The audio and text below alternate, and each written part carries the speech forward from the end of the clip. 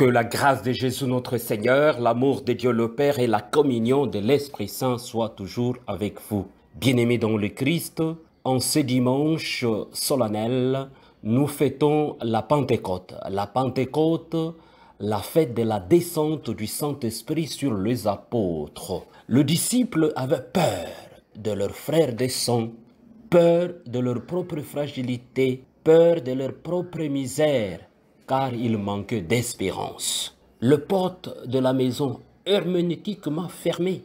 Voilà que Jésus ressuscité se rend présent au milieu d'eux. Il leur dit, la paix soit avec vous. Soyez rassurés que je suis là, que le barrière de haine, le barrière de tribalisme, le barrière de peur n'arrête pas la volonté de Jésus ressuscité d'apporter la paix au monde. Évidemment, nous, comme ses envoyés, nous, comme ses disciples, nous devons justement rassurer le peuple de Dieu, rassurer toute personne humaine créée à l'image de Dieu, qu'il n'y a aucune barrière qui peut empêcher les merveilleuses réalités de la résurrection du Christ, de nous donner paix et joie. Bien-aimés dans le Christ, nous magnifions Dieu, notre Père, pour la première création si belle comme nous le chantons. Déjà l'Esprit de Dieu planait sur les eaux.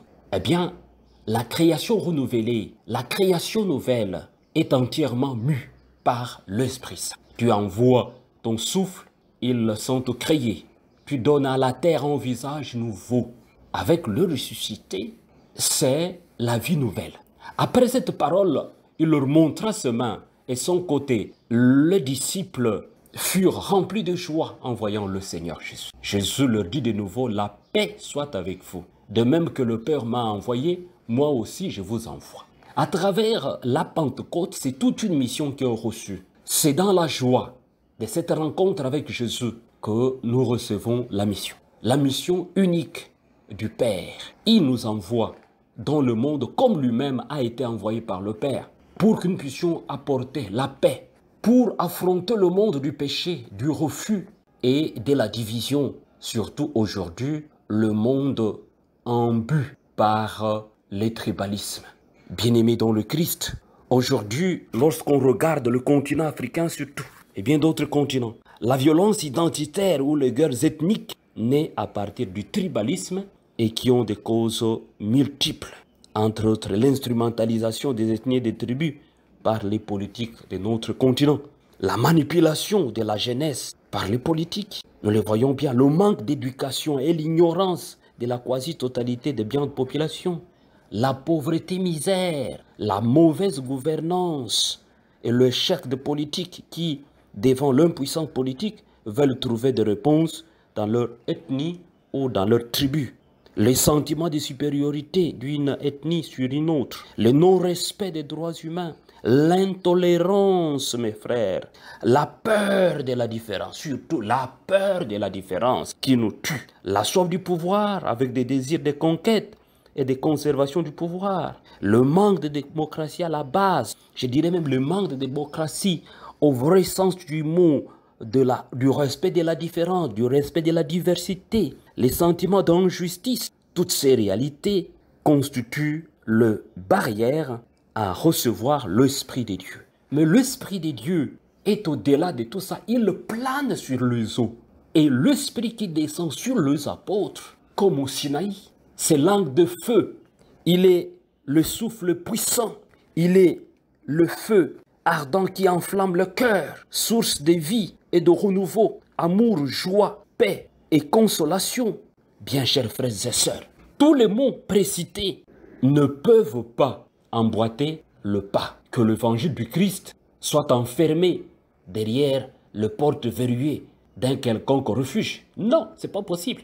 L'évangile n'appartient pas à un petit groupe d'initiés apeurés. Non, l'évangile se projette dans notre vie de tous les jours. Les apôtres, par la réception de l'Esprit Saint, sont envoyés sur le place de la cité pour que tout le peuple puisse entendre la parole de Dieu et que la diversité des langues ne fasse plus obstacle à cette communication décisive, que Dieu est vivant, que l'Esprit Saint nous accompagne, que l'Esprit de vérité nous embrase, pour que nous ne puissions pas rester dans la peur. Effectivement, Étant peureux, on ne peut pas avancer. Étant peureux, on reste de vrais paresseux. Étant peureux, on ne transforme pas notre monde. La réception de l'Esprit Saint est une nouvelle création. Il s'agit d'un vrai moment, d'un grand moment pour nous tous de nous renouveler. Bien chers frères et sœurs, comme au temps des apôtres, l'Esprit Saint agit. Il continue à agir. Il est le défenseur de notre foi, de notre Église, le défenseur de nos familles, le défenseur de nos voyages, le défenseur de nos entreprises, le défenseur de nos écoles, le défenseur de toutes les places possibles où nous pouvons parler de l'Évangile. N'ayons pas peur. Le Seigneur avait bien rassuré les apôtres pour dire « Ne vous tracassez pas, même si vous êtes traînés dans des tribunaux, je serai avec vous. » Les défenseurs vous défendra toujours. Il nous défend toujours devant les persécutions, devant les misères de ce monde, devant des intimidations de ce monde. L'Esprit Saint, le défenseur, le paraclet, l'Esprit de vérité nous accompagne. Que cet esprit nous embrase réellement pour produire le grand fruit de l'amour, le fruit de la paix, le fruit d'harmonie et de convivialité. L'esprit qui nous permet d'écraser toutes les barrières linguistiques, les barrières ethniques, les barrières tribales, les barrières claniques, les barrières des clubs d'amis, ainsi de suite. C'est l'esprit de vérité. Il nous vivifie, il nous donne la joie de vivre, il nous donne la vraie fraternité. Continuons à prier afin que le monde soit un monde uni dans sa diversité. Que l'Esprit Saint qui est descendu sur les apôtres descend sur chacun et chacune de nous en ce dimanche. Recevez la bénédiction du Seigneur, au nom du Père et du Fils et du Saint-Esprit. Amen.